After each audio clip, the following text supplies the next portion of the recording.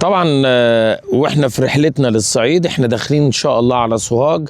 الموضوع ده اتكرر معايا في الطريق، وطبعا المهندسين عارفينه. انا ما بخاطبش المهندسين لان معظم المتابعين بتوعي خارج نطاق المهنه وكده، المحبين والمتابعين وكده.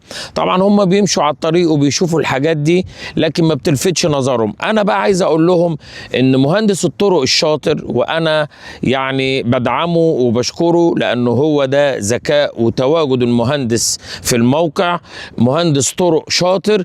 الى ان ده طبعا الطريق بتاع الحاره اللي هي رايحه القاهره، ودي طبعا الحاره اللي طالعين بيها على الصعيد وداخلين بيها ان شاء الله. الكتله الصخريه اللي قدام حضراتكم دي في الحاره اللي في النص. وطبعا ده ذكاء المهندس اللي بيخطط الطرق هنا، انه المفروض ان كده من الصخره دي للصخره دي كلها كانت جبل، ففتح هنا الجزء بس اللي يخص الطريق المطلوب منه وترك الجزء ده. طبعا حجم كبير جدا، انا عايز اقول لكم مسافتها لا يقل عن 250 300 متر. طبعا دي متكرره معانا كتير جدا في الطريق. دي طبعا عشان الجاك هامر ما يقف هنا يكسر في الكتله الخرسانيه دي يقعد له فيها شهر لوحده.